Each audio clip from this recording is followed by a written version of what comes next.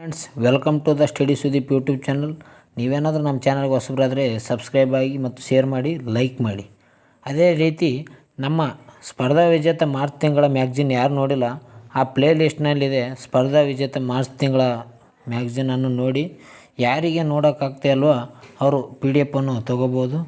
ಅದರ ಬೆಲೆ 35 ರೂಪಾಯಿ ಇದೆ ನಮ್ಮ ಕಡೆಯಿಂದ. ಈ ನಂಬರಿಗೆ ಮೆಸೇಜ್ ಮಾಡೋ ಮೂಲಕ ಸ್ಪರ್ಧಾ ವಿಜೇತ ಮ್ಯಾಗ್ಝಿನ್ PDF ಅನ್ನು ತಗೊಳ್ಬೋದು. ಓಕೆ ಫ್ರೆಂಡ್ಸ್, ಇವತ್ತಿನ ವಿಡಿಯೋನ ಸ್ಟಾರ್ಟ್ ಮಾಡೋಣ. News paper video. ಆರ್ಥಿಕ್ ಸಿಂಗ್ಗೆ ಹಾಕಿ ಇಂಡಿಯಾ ಪ್ರಶಸ್ತಿ. 6ನೇ ವಾರ್ಷಿಕ ಹಾಕಿ ಇಂಡಿಯಾ ಅವಾರ್ಡ್ಸ್ ಭಾನುವಾರ ನಡೆಯುತ್ತಿತ್ತು. ಆರ್ಥಿಕ್ ಸಿಂಗ್ ಮತ್ತು ಸಮಾಲಿ ಟೆಟ್ಟೆ ಕ್ರಮವಾಗಿ 2023 ಸಾಲಿನ ವರ್ಷದ ಆಟಗಾರ ಹಾಗೂ ವರ್ಷದ ಆಟಗಾರ್ತಿ ಪ್ರಶಸ್ತಿಗೆ ಭಾಜನರಾಗಿದ್ದಾರೆ. ಒಟ್ಟು 7 ಕೋಟಿ ರೂಪಾಯಿ 56 ಲಕ್ಷ ಬಹುಮಾನ ಮೊತ್ತದಲ್ಲಿ ಈ ಹಿಂದಿನ ವರ್ಷದಲ್ಲಿ ಸಾಧನೆಗೈದಿರುವ ತಂಡಗಳು ಹಾಗೂ ಆಟಗಾರರಿಗೆ ಗೌರವ ನೀಡಲಾಗಿದೆ. FIH ವರ್ಷದ ಆಟಗಾರನಾಗಿ ಆಯ್ಕೆಯಾಗಿದ್ದ ಆರ್ಥಿಕ್ ಬಲ್ಬೀರ್ ಸಿಂಗ್ಗೆ ಸೀನಿಯರ್ ಟ್ರೋಫಿ ಹಾಗೂ 25 ಲಕ್ಷ ರೂಪಾಯಿ ನಗದು ಬಹುಮಾನವನ್ನು ಪ್ರದಾನಿಸಲಾಯಿತು. ಪುರುಷರ ಏಷ್ಯನ್ ಗೇಮ್ಸ್ ವಿಜೇತ ತಂಡದ ಜತೆಗೆ ಜೂನಿಯರ್ ಏಷ್ಯಾ ಕಪ್ ಹಾಗೂ ಪುರುಷರ ಹಾಗೂ ಮಹಿಳೆಯರ ಏಷ್ಯನ್ ಚಾಂಪಿಯನ್ಶಿಪ್ ಟ್ರೋಫಿ ವಿಜೇತರಾಗಿರುವ ಗೌರವಿಸಲಾಯಿತು. ಅದೇ ರೀತಿ PR ಶ್ರೀಜೇಶ್ ವರ್ಷದ ಗೋಲ್ಕೀಪರ್ ಪಡೆದಿದ್ದಾರೆ. ಹರ್ಮನ್ಪ್ರೀತ್ ಸಿಂಗ್ ವರ್ಷದ ಡಿಫೆಂಡರ್ ಆಗಿದ್ದಾರೆ. ಆರ್ಥಿಕ್ ಸಿಂಗ್ ವರ್ಷದ ಮಿಡ್ಫೀಲ್ಡರ್, ಅಭಿಷೇಕ್ ಅದೇ ರೀತಿ ವರ್ಷದ ಫಾರ್ವರ್ಡರ್ ಆಗಿದ್ದಾರೆ. ತಲಾ 5 ಲಕ್ಷ ರೂಪಾಯಿ ಬಹುಮಾನವನ್ನು ಪಡೆದಿದ್ದಾರೆ.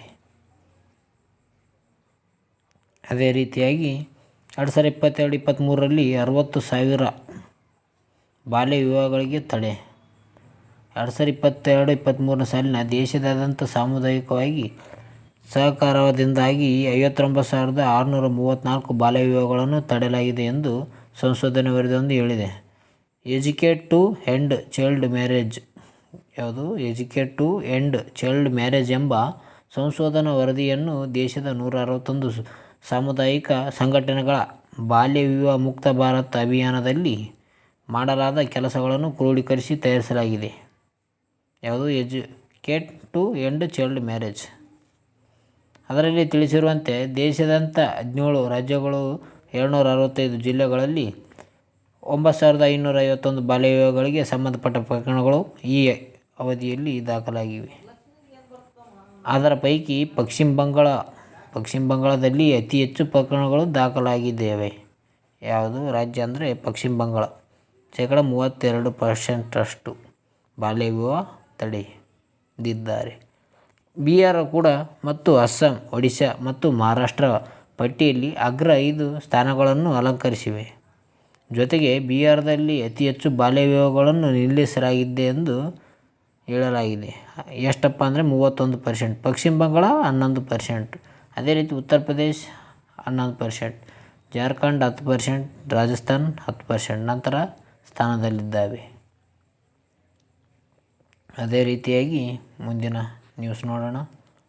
ಉತ್ಖನನ ವೇಳೆ 2 ದೇವರುಗಳ ಕುರುಹು ಪತ್ತೆಯಾಗಿದ್ದಾವೆ. ಮಹಾರಾಷ್ಟ್ರದ ಬೀಡ್ ಜಿಲ್ಲೆಯ ಅಂಬಾಜೋಗೈ ಬಳಿಯ ಸಕಲೇಶ್ವರ ದೇವಸ್ಥಾನದ ಆವರಣದಲ್ಲಿ ಉತ್ಖನನ ವೇಳೆ 2 ದೇವಾಲಯಗಳು ಅಸ್ತಿತ್ವದಲ್ಲಿದ್ದವು ಕುರುಹುಗಳು ಪತ್ತೆಯಾಗಿದ್ದಾವೆ. ಇದನ್ನು ಬಾರಾಕಂಬಿ ದೇವಾಲಯ ಎಂದು ಕರೆಯುತ್ತಾರೆ. ಯಾವ ದೇವಾಲಯ? ಬಾರಾಕಂಬಿ ದೇವಾಲಯ. ಈ ಹಿಂದೆ ದೊರಕಿದ ಶಾಸನವೊಂದರ ಪ್ರಕಾರ ಇದು ಕ್ರಿಸ್ತಪೂರ್ವ 1228ಗಿಂತ ಹಿಂದಿನದಾಗಿದ್ದು, ಇದನ್ನು ದೇವಗಿರಿ ಕೋಟೆಯ ಯಾದವ ವಂಶದ ದೊರೆಗಳು ನಿರ್ಮಿಸಲಾಗಿದೆ ಎಂದು ಹೇಳಲಾಗಿದೆ. ಮಹಾರಾಷ್ಟ್ರ ಪುರಾತತ್ವ ಹೇಳಿದೆ. ಅದೇ ರೀತಿಯಾಗಿ ಮಾರ್ಚ್ 15ರಂದು ಉತ್ಖನನ ಪ್ರಾರಂಭವಾಗಿದ್ದು, ತಲಾ 100 ಚದರ ಅಡಿ ವ್ಯಾಪಿಸಿರುವ 14 ಕಂದಕಗಳು ರಚಿಸಲಾಗಿದೆ. ಸಂಶೋಧನೆಯ ಪೈಕಿ 2 ದೇವಾಲಯಗಳ ಅಡಿಪಾಯಗಳಿವೆ.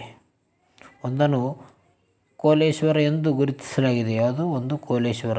ಇದನ್ನು ಯಾದವ್ ಜನರಲ್ ಹೆಸರಿಡಲಾಗಿದೆ ಎಂದು ರಾಜ್ಯ ಪುರಾತತ್ವ ಇಲಾಖೆ ಸಹಾಯಕ ನಿರ್ದೇಶನ ಹೇಳಲಾಗಿದೆ.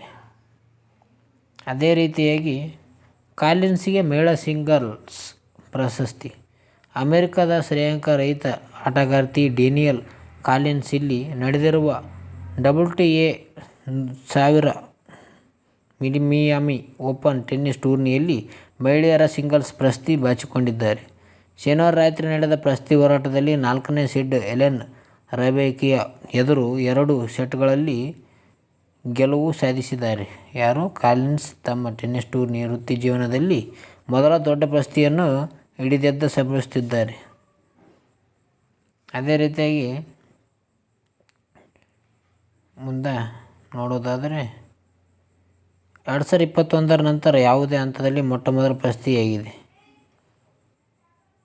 ಕೊನೆಯ 21 ಪಂದ್ಯಗಳಲ್ಲಿ 17 ಜಯಿಸಿರುವ ಕಾಲಿನ್ಸ್ ಮುಂದಿನ ವಾರ ATP ರ್ಯಾಂಕಿಂಗ್ ಪ್ರಕಾರ 22ನೇ ಶ್ರೇಯಾಂಕಕ್ಕೆ ಏರಲಿದ್ದಾರೆ ಎಂದು 2018ರಲ್ಲಿ ಸ್ಟೀವನ್ಸ್ ಅವರ ನಂತರ ಮತ್ತು ಕಾಲಿನ್ಸ್ ಮಿಯಾಮಿ ಓಪನ್ ಪ್ರಶಸ್ತಿಯನ್ನು ಜಯಿಸಿದ ಮೊದಲ ಅಮೆರಿಕನ್ ಆಟಗಾರ್ತಿಯಾಗಿದ್ದಾರೆ.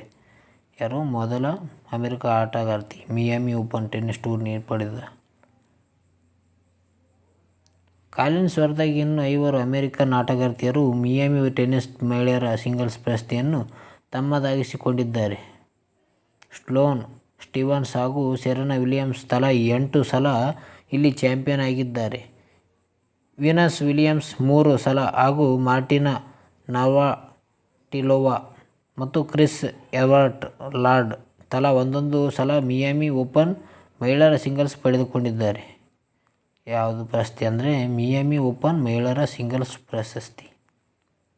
ಅದೇ ರೀತಿಯಾಗಿ ಮಿಯಾಮಿ ಟೆನ್ನಿಸ್ ಟೂರ್ನಿಯಲ್ಲಿ ಪುರುಷರು ನೋಡೋದಾದರೆ ಯಾರಪ್ಪ ಅಂತಂದರೆ ರೋಹನ್ ಬೋಪಣ್ಣ, ಭಾರತದ ರೋಹನ್ ಬೋಪಣ್ಣ ಮತ್ತು ಆಸ್ಟ್ರೇಲಿಯಾದ ಮ್ಯಾಥ್ಯೂ ಎಂಬೆಡನ್ ಜೋಡಿ ಶನಿವಾರ ತಡರಾತ್ರಿ ಅವರು ಕೂಡ ಮಿಯಾಮಿ ಓಪನ್ ಟೆನ್ನಿಸ್ ಟೂರ್ನಿಯಲ್ಲಿ ಪುರುಷರ ಡಬಲ್ಸ್ನಲ್ಲಿ ಪ್ರಶಸ್ತಿ ಮುಡಿಗೇರಿಸಿಕೊಂಡಿದ್ದಾರೆ. ಅದರಲ್ಲಿ ಪುರುಷರ ಡಬಲ್ಸ್ನಲ್ಲಿ ಈ ಗೆಲುವಿನೊಂದಿಗೆ 44 ವರ್ಷದ ಕನ್ನಡಿಗ ರೋಹನ್ ATP ಡಬಲ್ಸ್ ರ್ಯಾಂಕಿಂಗ್ನಲ್ಲಿ ಮತ್ತೆ ಅಗ್ರಸ್ಥಾನಕ್ಕೆ ಏರಿದ್ದಾರೆ. ಮಹಿಳೆಯರಲ್ಲಿ ಯಾರು ಗೆದ್ದಿದ್ದಾರೆ ಅಂದರೆ ಕಾಲಿನ್ಸ್. ಅದೇ ಇದು ಡಬಲ್ಸಲ್ಲಿ ರೋಹನ್ ಬೋಪಣ್ಣ. ಓಕೆ ಫ್ರೆಂಡ್ಸ್, ಇವತ್ತಿನ ಈ ವಿಡಿಯೋದಲ್ಲಿ ಇಷ್ಟೇ ಇದ್ದೇವೆ.